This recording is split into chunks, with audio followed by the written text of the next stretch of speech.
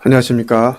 하나님의 놀라운 은혜에 감사를 드립니다. 특별히 유튜브라고 하는 하나님이 허락하신 시간을 통해서 하나님의 말씀을 함께 나누게 된 것이 얼마나 큰 영광인가 하는 생각을 하게 됩니다. 이 시간 저는 죽어봐야 한다고요? 자녀인 것을 이라는 제목으로 하나님 말씀을 나누고자 합니다. 저는 아직 죽지 않았는데요. 제가 하나님의 자녀라고 하는 사실을 분명하게 알고 있고 믿고 있습니다. 여전히 많은 분들이 어떻게 그런 말을 자신 있게 할 수 있느냐, 죽어봐야 알지 어떻게 살아서 내가 하나님의 자녀인지 구원받았는지 하는 사실을 말할 수 있느냐, 이렇게 얘기하시는 분들이 많이 있습니다. 물론 죽어보면 명확하게 알게 되겠죠. 하지만 살았을 때 이 사실을 확인하지 않고 죽게 되면 하나님의 자녀가 아니라 마귀의 자녀로 심판을 받게 되는 이런 상황을 맞이하게 될 것입니다. 오늘 저는 제 삶을 통해서 또 성경 말씀을 통해서 저를 만나주시고 하나님의 자녀가 되게 하신 하나님의 은혜와 말씀을 나누고자 합니다. 저는 1972년도에 서울의 한 변두리 마을에서 태어났습니다. 가난한 집안에서 태어났기 때문에 유년 시절이 그렇게 즐겁지는 않았습니다. 한쪽에는 그 어두운 이런 생활에 대한 불만, 그리고 거기서부터 생겨난 마음의 고통들, 이와 같은 부분들을 가지고 살았고요.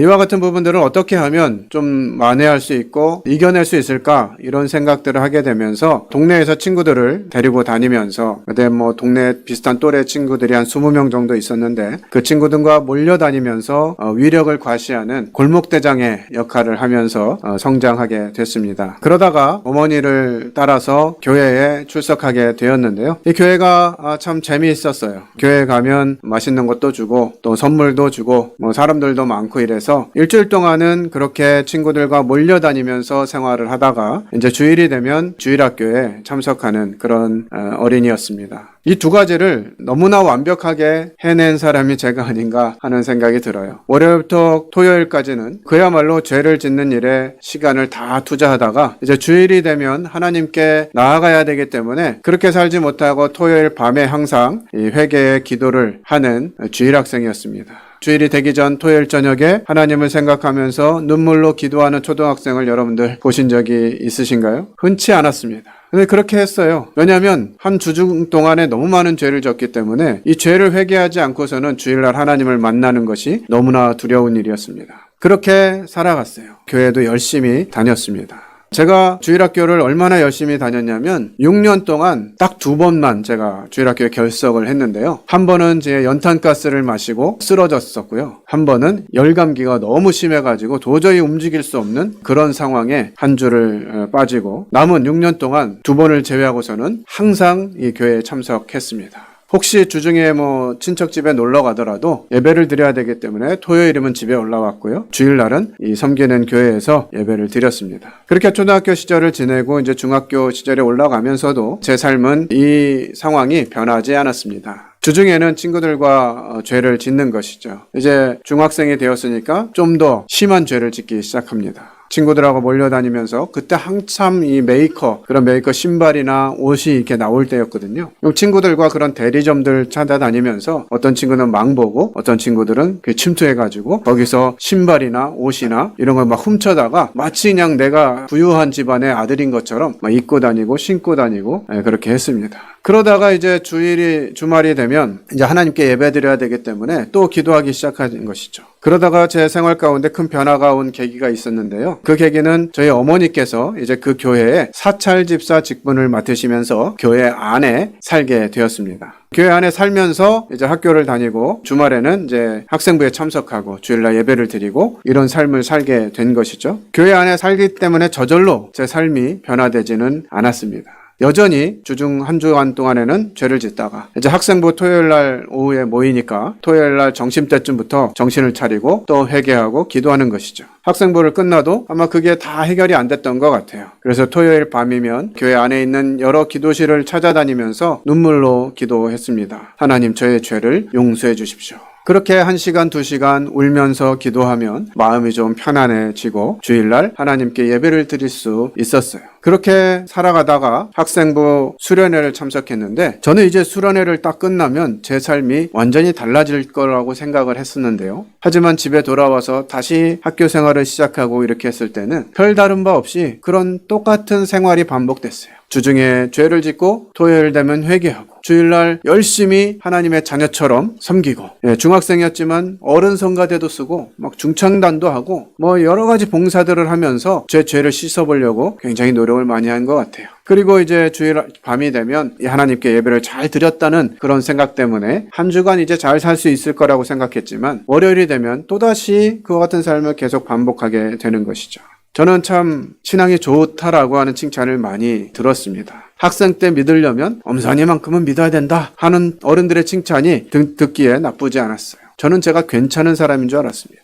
그렇게 살다가 어느 날 이제 저희 친형님이 그 하사관으로 복무를 하셨었는데 주말에 이제 잠깐 나오셔가지고 저와 대화를 하다가 저에게 한 가지 질문을 했습니다. 음선아, 너 구원 받았니? 질문했어요. 그래서 제가 그동안 경험했던 일들, 제 열심히 한 것들, 교회에서 섬긴 일들, 봉사한 일들, 이런 부분들을 얘기를 했습니다. 그런데 그 얘기를 들은 제 형님은 너 지옥 갈 것 같다 이렇게 얘기하셨어요. 그래서 왜 그러냐고 물었더니 성경 말씀을 보여주셨습니다. 우리 누가복음 12장 59절 말씀을 함께 읽겠습니다. 내게 이르노니 한 푼이라도 남김이 없이 갚지 아니하고서는 결코 거기서 나오지 못하리라 하시니라. 죄에 대해서 하나라도, 정말 조그만 것 하나라도 갚지 못하면 지옥에서 나올 수 없다고 하는 이 말씀을 보여줬을 때 저는 너무나 두려워졌습니다. 제가 잘 알고 있는 것이죠. 저에게 죄가 있다는 사실을 너무나 잘 알았어요. 그래서 이 말씀 하나만 본 것도 제게 굉장히 충격이었는데요. 또다시 말씀을 제시해 주셨습니다. 레위기 5장 17절입니다. 만일 누구든지 여호와의 계명 중 하나를 부지 중에 범하여도 허물이라 벌을 당할 것이니. 알고 지은 죄도 너무나 많았는데 모르고 지은 죄가 하나라도 있으면 벌을 당한다는 거예요. 저는 이 말씀을 듣는 순간 충격에 빠졌습니다. 정말 제가 그동안 어떻게 살아왔는지, 물론 주중에 좀 많은 죄를 지긴 했지만 그래도 주말 되면 회개하고 마음 편안하게 또 주일에는 하나님을 열심히 섬기는 그런 열심을 가지고 또 남들은 하지 못하는 특별한 경험을 하게 되고 이런 것들을 통해서 저는 제가 괜찮은 사람인 줄, 당연히 천국에 가는 사람인 줄 알고 있었어요. 그런데 하나님의 말씀이 제 앞에 보여졌을 때 저는 죄가 지옥에 갈 수밖에 없는 심판을 받아 마땅한 자라고 하는 사실을 부인할 수가 없었습니다. 저 형님은 이제 그런 저에게 해결책을 전해주지 않고 그냥 부대로 복귀해버렸어요. 참 야속하죠. 정답도 안 줄 거면서 남의 마음을 막 이렇게 흔들어 놓는. 그러면서 그때부터 그동안 기도한 거는 기도도 아닐 정도로 제가 매일 저녁에 되면 학교 갔다 오면 기도실에 들어가서 정말 하나님께 간절히 기도했습니다. 하나님, 어떻게 하면 제가 하나님의 자녀가 될 수 있습니까? 저를 좀 구원해 주십시오. 제가 이 죄 가운데에서 고통하고 힘들게 살아가고 있습니다. 제가 어떻게 하면 하나님께 인정받고 하나님의 자녀가 될 수 있습니까? 하고 눈물로 기도했어요. 목이 쉴 정도로. 그 기도실에서 저의 기도 소리를 듣는 사람들은 역시 염산이가 한 단계 성장한 신앙을 가지게 됐구나 하면서 칭찬했습니다. 그때 제 마음 가운데 하나님 묵상하면서 성경을 읽을 때 주어진 말씀이 있었어요. 마태복음 7장 21절로 23절입니다. 나더러 주여 주여 하는 자마다 다 천국에 들어갈 것이 아니요 다만 하늘에 계신 내 아버지의 뜻대로 행하는 자라야 들어가리라. 그날에 많은 사람이 나더러 이르되 주여 주여 우리가 주의 이름으로 선지자 노릇하며 주의 이름으로 귀신을 쫓아내며 주의 이름으로 많은 권능을 행하지 아니하였나이까 하리니 그때 내가 그들에게 밝히 말하되 내가 너희를 도무지 알지 못하니 불법을 행하는 자들아 내게서 떠나가라 하리라. 네, 이 말씀은 제 마음을 더 어렵게 만들고 절망 가운데 빠지게 했습니다. 그때서야 여러 가지 주일학교 때 배웠던 찬송들 또 주일날 불렀던 찬송들이 마음 가운데 생각나기 시작해요. 돈으로도 못 가요 하나님 나라. 맘 착해도 못 가요 하나님 나라. 하나님 나라는 못 들어가는 것이었어요. 저는 돈도 없었고요. 마음도 착하지 않았었습니다.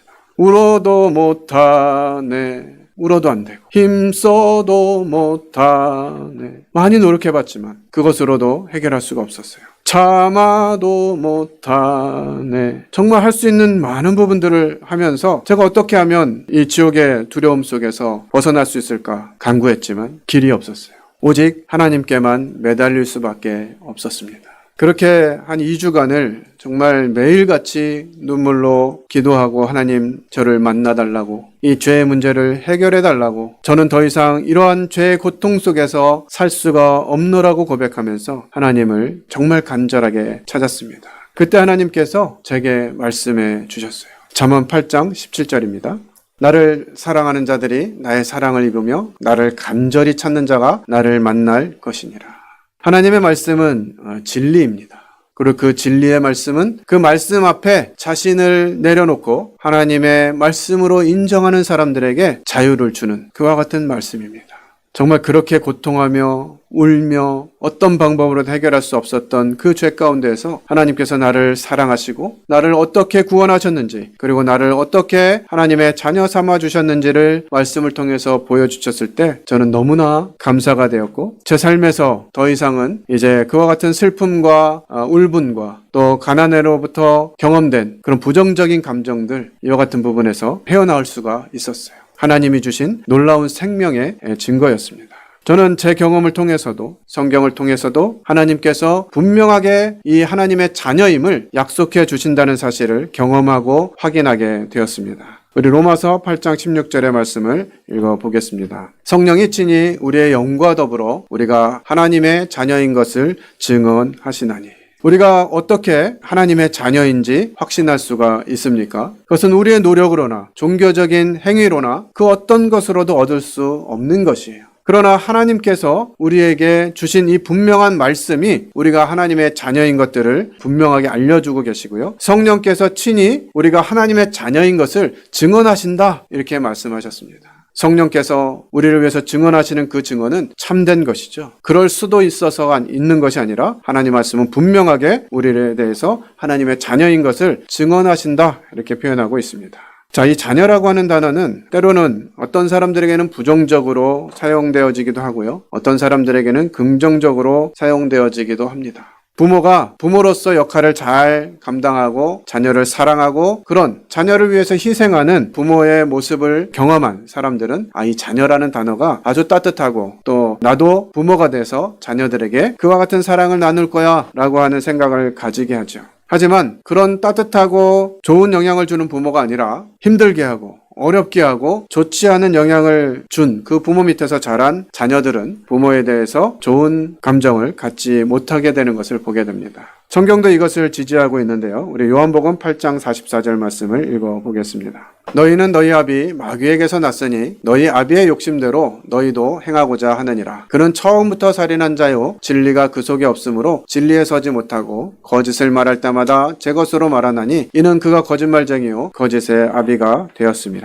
너희 아비 마귀에게서 났다, 이렇게 표현해주고 있는데요. 이 자녀들은 보통 부모를 닮게 돼 있죠. 부모가 하는 대로 따라하는 것이 자녀의 특징입니다. 얼마 전 방송에서도 이 원죄와 자범죄, 이와 같은 부분을 말씀하시면서 우리가 원죄를 가지고 태어난다 하는 내용들을 말씀해 주셨습니다. 우리 시편 51편 5절의 말씀 다시 한번 확인해 보겠습니다. 내가 죄악 중에서 출생하였으며 어머니가 죄 중에서 나를 잉태하였나이다. 원죄를 가진 인생은 계속해서 죄 가운데 거할 수밖에 없고요. 그 죄 가운데에서 태어나게 됩니다. 그리고 자라면서 계속해서 죄를 짓고 살게 되는 것이죠. 마귀의 자녀이기 때문에 하나님의 자녀로서의 열매나 아름다움이 아니라 마귀의 자녀로서 마귀가 가진 이런 특성들을 보이면서 살 수밖에 없는 자들인 것이죠. 그래서 우리는 내가 원하지 않지만 이 죄를 자꾸 짓게 되는 것입니다. 하나님께 회개하고 나면 마음은 좀 편안해졌는데 다시 죄를 이길 능력이 없어요.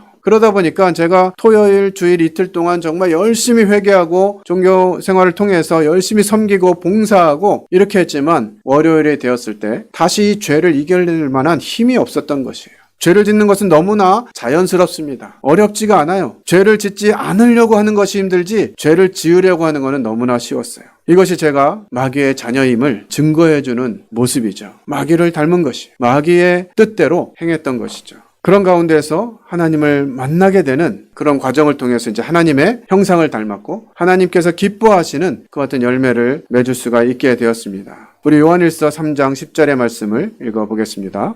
이러므로 하나님의 자녀들과 마귀의 자녀들이 드러나나니 무릇 의를 행하지 아니하는 자나 또는 그 형제를 사랑하지 아니하는 자는 하나님께 속하지 아니하니라. 마귀에게 속했느냐 하나님에게 속했느냐, 이것은 그 자녀들의 모습으로서 어떤 모습이 나타나느냐, 이것을 보면 알 수 있는 것이에요. 하나님의 자녀들과 마귀의 자녀들이 드러난다고 성경은 설명해 주고 있습니다.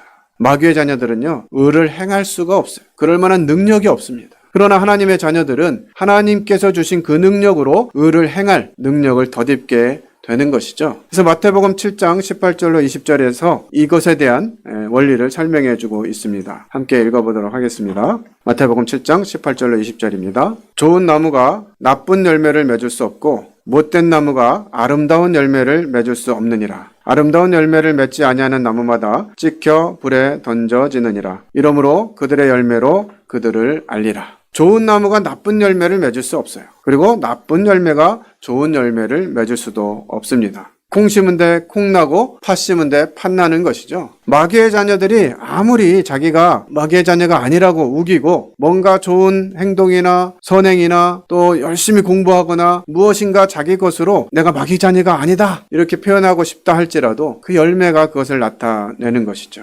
마귀의 자녀는 의를 행할 수가 없습니다.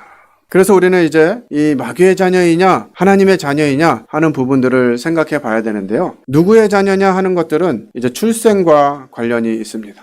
우리 요한복음 3장 3절에 있는 말씀을 살펴보도록 하겠습니다. 예수께서 대답하여 이르시되 진실로 진실로 내게 이르노니 사람이 거듭나지 아니하면 하나님의 나라를 볼 수 없느니라. 예수님께 나온 니고데모에게 예수님이 하신 말씀입니다. 사람이 거듭나지 아니하면 하나님 나라를 볼 수 없다 이렇게 말합니다. 마귀의 자녀로 태어난 상태로는요 하나님을 볼 수 없는 것이에요. 그래서 다시 태어나는 거듭남이 필요한 것이죠. 마귀의 자녀로 태어났기 때문에 이제 하나님께로 태어나야 된다라고 하는 것입니다. 우리 여러분들이 가진 성경을 좀 살펴보면 좋겠는데요. 요한복음 3장 3절의 말씀을 보면 금방 읽은 이 말씀이 기록되어져 있는데요. 거기 거듭나지 아니하면이라고 하는 이 거듭나지라는 단어 옆에 보면 숫자가 써 있죠. 성경 밑에 보면 또는 위에서라고 표현해 주고 있습니다. 그러니까 거듭나지 아니하면 이렇게 할 때 위로부터 나지 아니하면 이런 뜻이에요. 그러니까 한 번은 죄의 본성을 가진 부모의 자녀로서 태어나는 것이죠. 그리고 거듭나는 것은 한 번 더 태어나는 것인데 거듭난다라고 하는 것은 하나님께로부터 난다는 의미예요. 일반적으로 이 의미를 잘 모르니까 니고데모도 아니 예수님 사람이 어떻게 한 번 태어나면 다시 태어날 수 있나요? 엄마 뱃속에 다시 들어갈 수 있나요? 이런 질문을 하는 것입니다. 이 마귀의 자녀는 다시 거듭난 하나님의 자녀로 태어난 적이 없는 사람은 이것을 이해할 수가 없어요. 참 놀라운 일인 것이죠. 이것은 사람이 할 수 있는 방법이 아니기 때문에 그렇습니다. 우리 요한복음 1장 13절 말씀 읽어보겠습니다. 이는 혈통으로나 육정으로나 사람의 뜻으로 나지 아니하고 오직 하나님께로부터 난 자들이니라 이렇게 기록해주고 있습니다. 사람의 뜻으로 난 것이 아니고 하나님께로부터 난다. 이것이 거듭남의 비밀입니다. 사람의 몸으로부터 한 번 태어난 이것은 한 번 나는 것이고요. 이제 하나님께로부터 태어나면 두 번 나는 것이죠. 그렇게 해서 거듭난다라고 표현을 하는 것입니다. 그런데 이 거듭남이 그냥 되어지느냐, 내가 마음 먹는다고 되어지느냐, 그것이 아니라고 하는 것이죠. 제가 어릴 적에 한 5살 때쯤으로 기억이 됩니다. 한 번은 제가 길을 잃어버렸어요. 할머니가 일하고 계시던 그 공장에서 이렇게 문을 열어놓고 저에게 이제 가게 가서 사탕을 하나 사 먹고 오라고 할머니가 돈을 주셨는데 거기 비슷한 공장들이 쭈루루룩 있었고요. 그래서 문을 열어놔야만 저기 할머니가 있구나 하고 볼 수가 있었는데 제가 가게에 들렸다가 그 문 열린 곳이 어딘지 계속 쳐다보고 갔는데 문 열린 곳이 없는 거예요. 그래서 문 열린 곳이 어디 있는지 몰라서 계속 올라가다 보니까 정말 제가 알 수 없는 곳까지 가버렸어요. 가다 보니까 옛날 역이죠. 역에 있는 역무원이 제가 거기서 막 울고 있으니까 저를 데려다가 이제 씻기고 밥도 먹이고 그렇게 했어요. 그리고서 그분이 뭐라고 그러셨냐면 이제부턴 내가 네 아빠다. 아빠라고 불러봐라. 이렇게 했어요. 그래서 제가 어린 마음에 뭐 잘 모르니까 배도 고프고 뭐 졸리기도 했는지 아빠라고 했던 기억이 어렴풋이 납니다. 그래서 이제 저에게 갑자기 아빠가 둘이 된 거죠. 그러다 한참 자고 이제 일어났는데 얼마 후에 저희 아버지께서 저를 찾아오셨어요. 진짜 아빠가 오신 것이죠. 제가 그 영무원 아저씨를 아버지라고 계속 부르고 거기에 살 수는 없었던 것이에요. 왜냐하면 저는 제 친아버지의 자식이었기 때문에 그런 것이죠. 그러니까 사람들이 아무리 내가 하나님의 자녀가 되고 싶어 그러면서 하나님을 아버지라 부르고 하나님을 위해서 뭔가 하는 것 같고 자신이 노력한다 하더라도 아버지가 바뀌는 것은 아닌 것이죠. 이것을 우리 창세기 3장에서 그 원리들을 배울 수 있겠는데요. 창세기 3장 9절과 10절을 읽어보겠습니다. 여호와 하나님이 아담을 부르시며 그에게 이르시되 네가 어디 있느냐 이르되 내가 동산에서 하나님의 소리를 듣고 내가 벗었으므로 두려워하여 숨었나이다. 아담과 하와가 하나님께서 먹지 말라고 하신 선악을 알게 하는 나무의 열매를 따 먹고 나서 있었던 상황입니다. 그들이 선악을 알게 하는 나무를 따 먹었더니 어떻게 됐습니까? 하나님께서는 말씀하실 때 네가 이것을 먹는 날에는 진짜로 죽을 것이다 이렇게 말씀하셨어요. 근데 여러분 생각해 보세요. 아담과 하와가 선악을 알게 하는 나무를 따 먹었는데 살아 있습니다. 그럼 하나님이 거짓말을 하신 것일까요? 먹는 날엔 진짜 죽는다 이렇게 얘기하셨는데 아담과 하와가 죽지 않고 살아 있었어요. 조금 더 성경을 이야기해 보자면 이제 그들이 선악을 알게 하는 나무를 먹고서 자기 몸이 벗은 것을 깨닫게 됐어요. 무화과 나뭇잎으로 옷을 해 입습니다. 부끄러운 데를 가렸습니다. 그런데 그때 동산에 거니시는 하나님의 음성이 들려왔어요. 아담아, 아담아, 네가 어디 있느냐 하고 하나님이 부르셨습니다. 그때 아담이 뭐라고 대답했냐면 이 창세기 3장 9절 10절 말씀이에요. 내가 동산에서 하나님 소리를 듣고 내가 벗었으므로 두려워하여 숨었나이다 이렇게 말하는 것이에요. 지금 아담이 입고 있어요. 그런데 아담은 자기가 벗고 있다라고 표현하고 있습니다.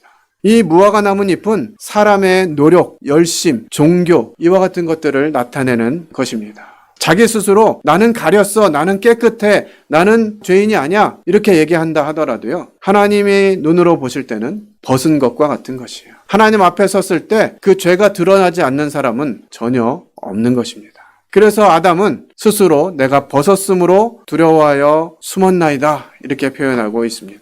이 나뭇잎 옷으로는요. 그 아담의 부끄러움을 가릴 수가 없는 것이에요. 인간의 노력으로는 이 죄의 부끄러움을 가릴 수가 없는 것입니다. 그런데 창세기 3장에서 좀 더 말씀을 살펴보면 하나님께서 이제 이와 같은 아담과 하와에게 해주신 한 가지 방법이 나타나는데요. 바로 가죽 옷을 해 입히신 것이에요. 이것은 아담이 노력한 것이 아니라 하나님이 아담과 하와에게 주신 방법입니다.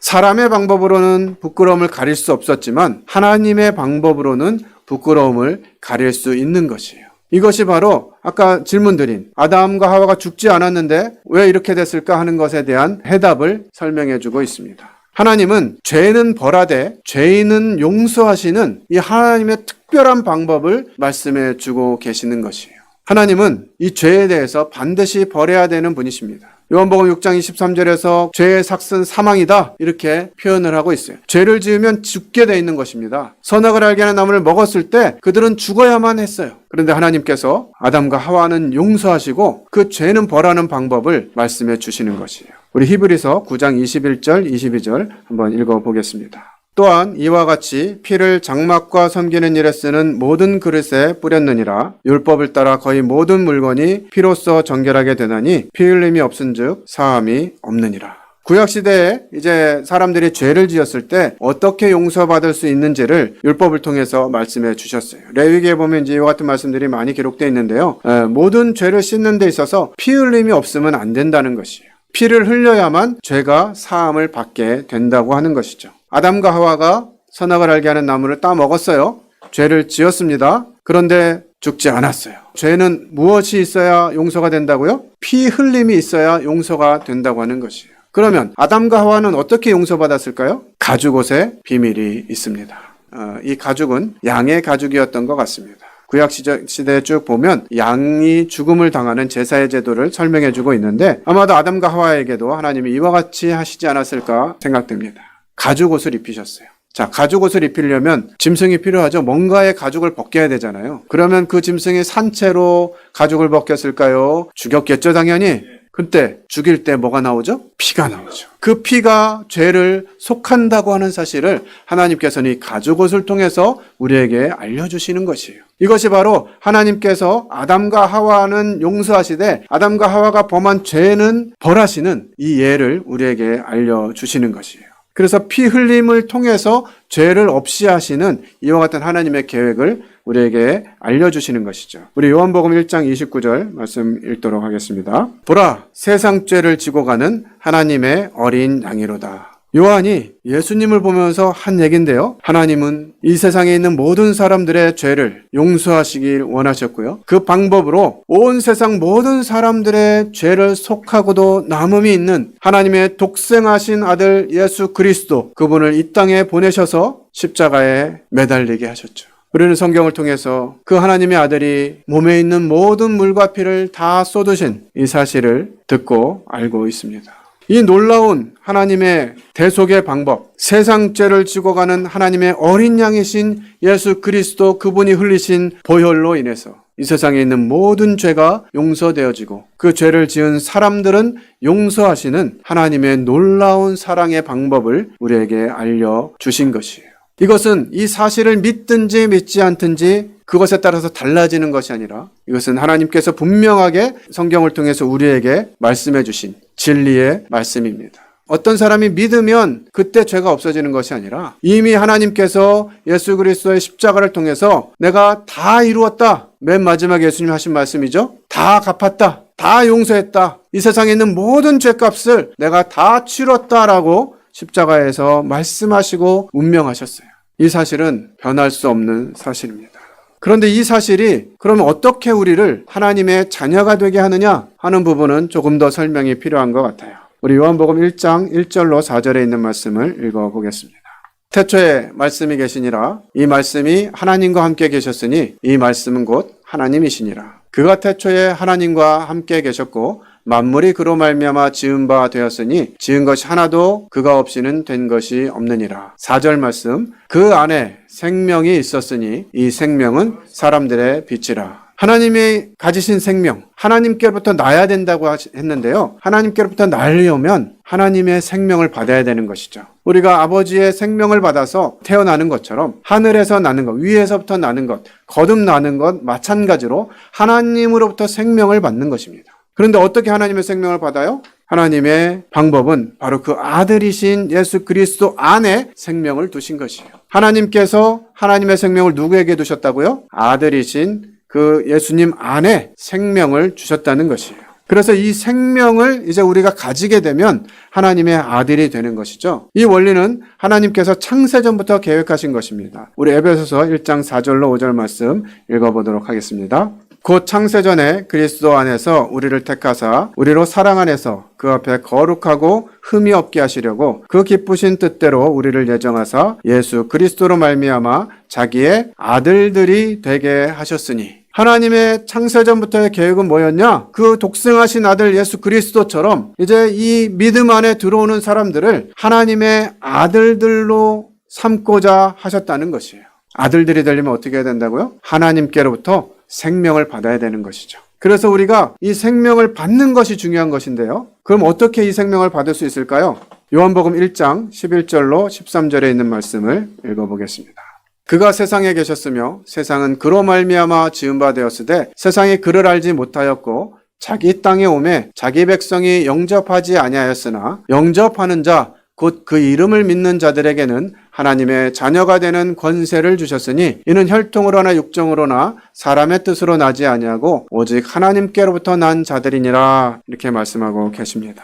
자, 이 말씀 안에 이제 어떻게 그 하나님의 생명이 우리 안에 들어올 수 있는지를 설명해 주고 있는데요. 먼저 11절의 말씀을 다시 살펴보면 그가 세상에 계셨고요. 그가 세상을 지으신 분이다. 이렇게 말씀하십니다. 그리고 자기 땅에 오매 자기 백성이 영접하지 않았다. 이렇게 표현하고 있어요. 하나님이신 이 세상을 창조하신 하나님의 아들 예수 그리스도, 그분이 이 땅에 오셨는데요. 이 땅이 누구 땅이라고요? 자기 땅이라고요. 그럼 예수님은 이 땅에 주인으로 오신 거예요. 원래 주님 것이었어요. 하나님의 것이었어요. 그리고 그것을 사람에게 다스리게 하셨잖아요. 하나님은 하나님의 형상을 닮은 사람이 하나님의 권한을 위임받아서 이 세상을 통치하도록 만들어 주셨어요. 그러니까 곧 이 세상을 통치할 왕권을 우리에게 부여하신 것이죠. 그래서 이 땅을 우리가 다스리면서 살 수 있는 존재였거든요. 그런데 그 하나님의 뜻을 거절하고 자기 방법을 선택한 이후에는 이 땅을 다스리는 이런 권한이 없어지고 매여 살게 되었죠. 이 세상은 이제 하나님의 다스림이 아니라 마귀의 다스림 속에 던져졌습니다. 그리고서 이 세상은 마귀가 통치하는 세상이 되어버렸어요. 그러면서 그 세상의 특징은 뭐냐? 네가 왕이다, 너가 최고다 하는 것이 마귀가 다스리는 세상의 특징입니다. 그래서 뭐든지 누구 마음대로 하고 싶어요? 내 마음대로 하고 싶은 거예요. 내가 주인이에요. 내가 왕이에요. 누구도 내 삶을 터치하지 말라고 하는 것이죠. 오래전에 나온 가요의 가사입니다만, 내 인생은 나의 것, 제발 좀 건들지 마세요. 내 인생은 내 거예요 하면서 다른 사람들의 말을 듣지 않는, 이것이 이 마귀의 자식들의 특징입니다. 특징. 내 마음대로 살고 싶은 거예요. 타치받지 않고 싶은. 요즘 중2병 이렇게 하는데, 중2 되면은 공식적으로 이게 가능해지죠? 내 마음대로 사는 거. 부모도 건들지 마, 선생님도 건들지 마, 아무도 날 건들지 마, 나 중2야. 이런 거죠. 이런 특징으로 살아가고 있는 것이에요.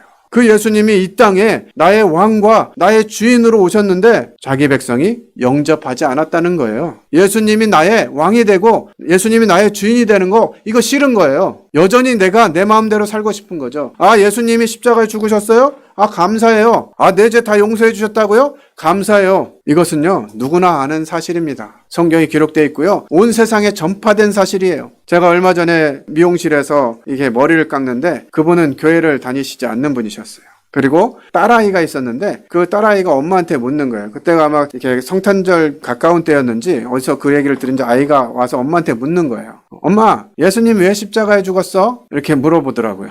좀 놀라운 질문이었던 것 같아요. 누구한테 들어서 그걸 물어봤는지 모르겠는데, 그 엄마가 이렇게 대답을 했어요. 제가 이제 하나님 믿는 사람이고 하나님 말씀 전하는 사람이라는 거를 몇 번 이제 말씀드렸기 때문에 알고 계셨는데요. 그 미용실 원장님께서 저한테 물어보는 거예요. 우리 죄를 위해서 죽으신 거 맞죠? 이렇게 물어봤어요. 교회를 한 번도 다니질 않았는데 그 사실을 알고 있더라고요. 그런데 저와 그 미용실 원장의 차이는 뭘까요? 그 사실을 알고 있는 것과 그 사실이 내게 이루어진 것은 차이가 있는 것이에요. 예수 그리스도 그분이 이 땅에 오셔서 우리의 죄를 다 용서해 주시고 이제 우리 인생의 주인과 왕이 되시기를 원하신다고요. 그래서 그분이 우리 안에 오셔서 우리를 다스려 주시고 하나님 나라의 능력으로 하나님의 자녀로 우리를 삼기를 원하신 것이에요. 그런데 사람들이 그거 원치 않았다고요. 여기에 큰 차이가 있는 것입니다. 이 땅에 오셔서 우리의 죄를 다 용서하신 그분 참 너무나 놀랍고 감사한 분이지만, 그렇지만 거기까지. 사람들이 대부분 그렇게 생각하는 거죠. 네, 나를 위해서 그렇게 해주신 거 고마워요. 감사해요. 그렇지만 내 인생은 내 거예요. 거기까지 이렇게 하는 거죠. 많은 사람들이 예수님을 그와 같은 존재로 압니다. 4대 성인 중 한 분이다. 종교 지도자로서 위대한 분이다. 이렇게 이해하고 있는 것이죠. 교회를 다니지 않는 사람도 예수님이 십자가에 죽었다는 사실이 사람들의 죄를 위해서 죽는 것이다 하는 사실을 알 정도로, 이 사실은 너무나 많이 알려져 있는 사실입니다. 그런데 사람들이 자기 마음대로 살고 싶어서 여전히 죄를 짓고 죄를 먹고 마시고 이렇게 하는 것이 즐거워서 그냥 예수님이 내 인생의 왕과 주인이 되심을 거절하는 것이에요. 그러면서 그냥 마음에 예수님 제 마음속에 들어와 주세요, 이렇게만 한다고 그 예수님이 들어오시냐고요. 그분의 위치가 있잖아요. 그분의 자격이 있잖아요. 그분이 얼마나 높고 존귀하시고 거룩하신 분이시냐고요. 근데 마치 옆집 아저씨 우리 집에 들어오라고 하는 것처럼, 들어오세요. 그냥 저랑 같이 사세요. 대신 저 타치하지 마시고 그냥 저는 저 마음대로 살게요. 이렇게 하면 하나님의 생명을 가지신 그 아들의 생명이 우리 안에 어떻게 들어오겠어요? 성경은 우리에게 이와 같은 상황들을 말씀해 주십니다. 우리 마가복음 12장 6절로 9절에 있는 말씀 한번 읽어보겠습니다. 이제 한 사람이 남았으니 곧 그가 사랑하는 아들이라 최후로 이를 보내며 이르되 내 아들은 존대하리라 하였더니 그 농부들이 서로 말하되 이는 상속자니 자 죽이자, 그러면 그 유산이 우리 것이 되리라 하고 이에 잡아 죽여 포도원 밖에 내 던졌느니라. 포도원 주인이 어떻게 하겠느냐? 와서 그 농부들을 진멸하고 포도원을 다른 사람들에게 주리라. 하나님께서 우리에게 분명하게 말씀하셨는데, 내가 이 땅에 너희 왕과 주인으로 왔다. 이제 이 사실을 인정하고 영접하는 자에게는 하나님의 자녀가 되는 권세를 주겠다, 이렇게 말씀하신 것이거든요.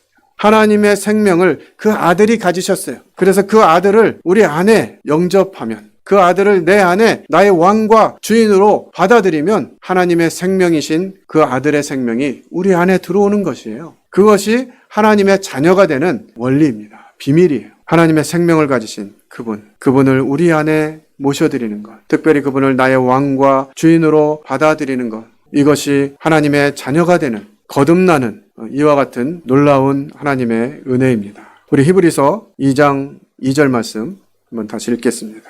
우리가 이같이 큰 구원을 등한히 여기면 어찌 그 보응을 피하리요.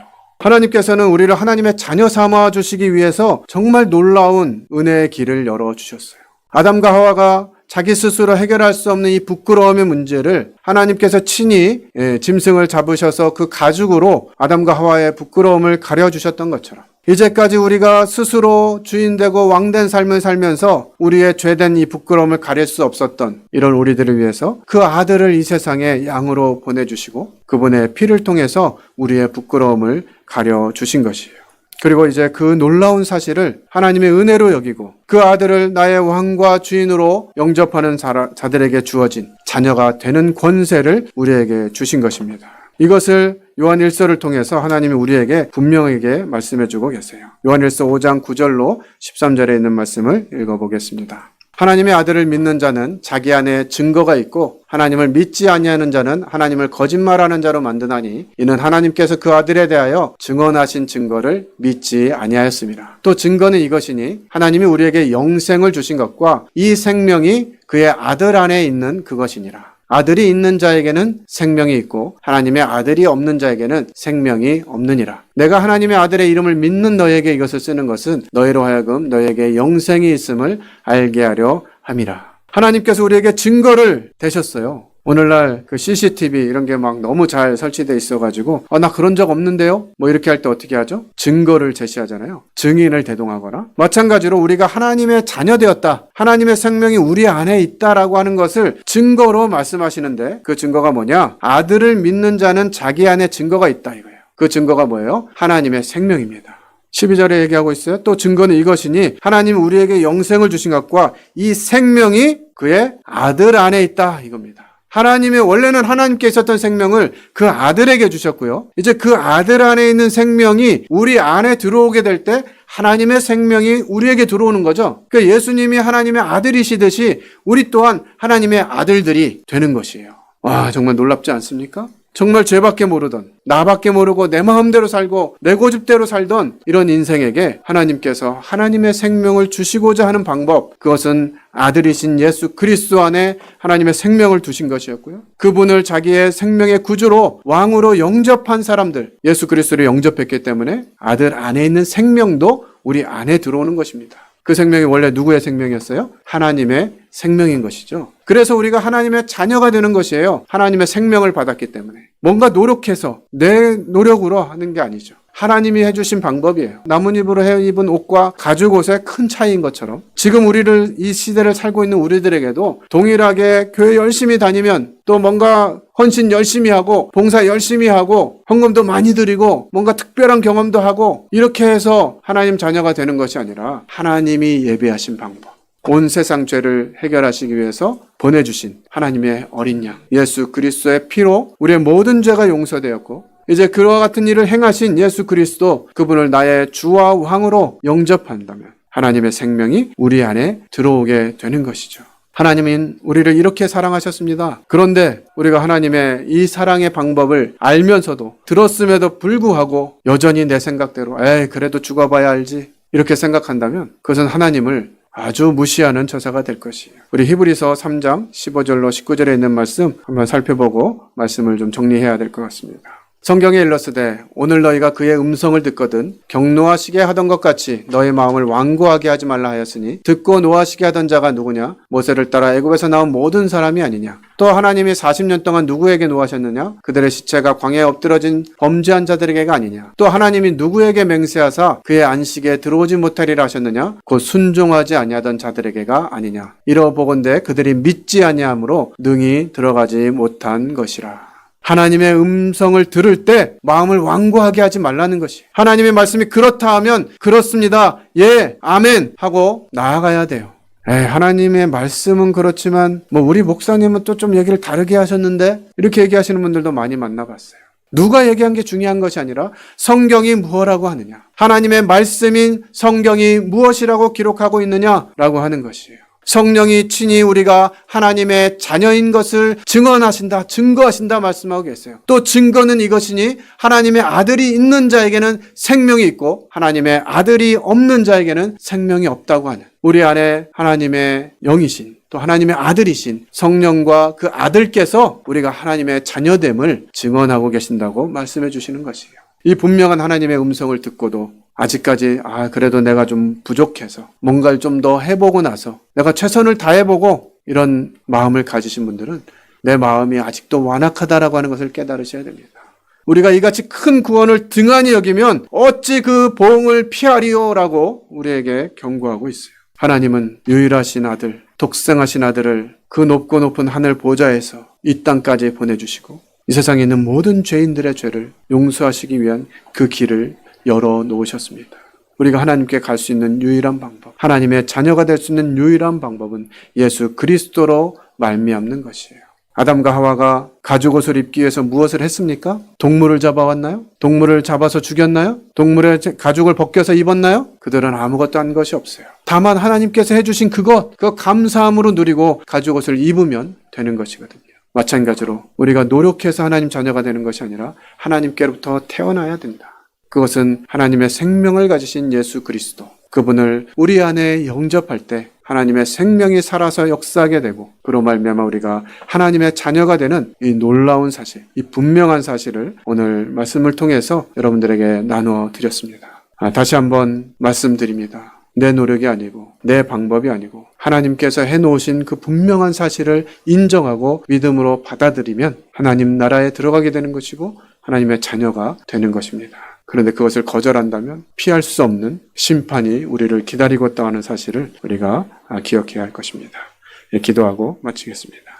오늘은 예정엔 없었는데요. 질문 시간을 좀 잠깐 갖도록 하겠습니다. 이게 중요한 건데요. 저희들은 이제 구원에 대해서 이제 사법적인 차원에서 보혈을 다루고 위기에서 건짐을 받는, 지옥에서 건짐을 받는 것을 구원으로 이렇게 전했는데 오늘은 특별히요. 우리 문엄산 목회자님께서 생명으로 모시는 것과 왕으로 모시는 것에 대해서 굉장히 중요한 말씀을 해주셨어요. 오늘 아까 요한일서 5장 9절에서 13절까지 보면 아들에게 생명이 있다 그랬잖아요. 그래서 아들을 받아들이면 나에게 생명이 있는 거다. 그러면 그 생명은 뭐냐? 이건데 이걸 참 신비주의자들처럼 생각하는 분들이 많거든요.